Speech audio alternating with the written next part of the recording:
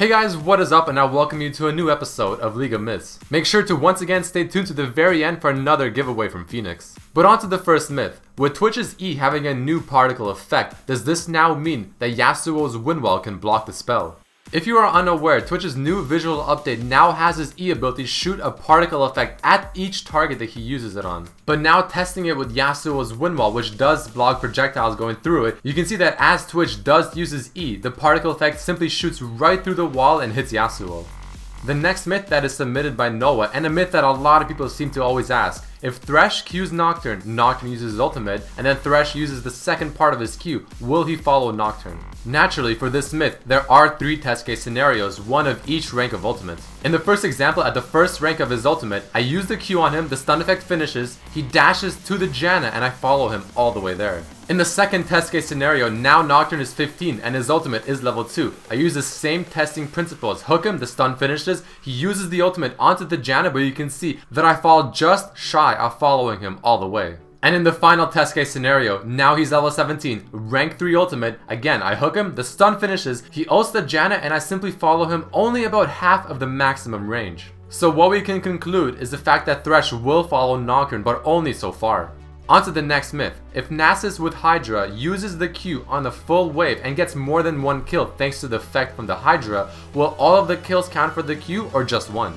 For this myth, I decided to have 2 test case scenarios, one with Tiamat and the second with Hydra, and as you can see, as I get them very low, I use the Q, kill one of the minions, the second one dies from the Tiamat's AoE, but I only get stacks from the first one. And naturally, the exact same thing does apply if you activate it with Hydra.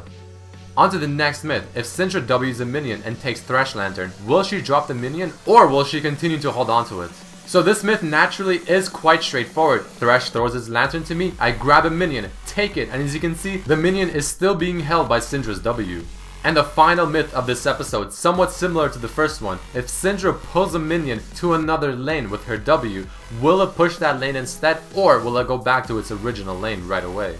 So for this myth, we first decided to test it with a cannon minion. We took one from the middle lane, I grabbed it with Syndra's W, and I simply just kept pulling him down until he got to bottom lane. And what happens is, the cannon minion will continue to attack anything that it sees, and once it has nothing else to target within that lane that is within its range, it will begin to make its way back to its original lane. And then just to make sure that the minions are programmed the same, we tried it with just a regular minion, pulling it all the way from bottom lane this time to middle lane. Once it got to the middle lane, it began to attack anything that it can see in its sight. However, once nothing was left, it began to make its way back to its lane. And you can see as I fast forwarded, this minion takes a very interesting path and goes all the way around, pretty much taking the safe route back to its lane. So we can conclude that the minion will attack anything that it can in the new lane when you drag it there. However, once there is nothing left to attack, it will begin its way back to its original lane.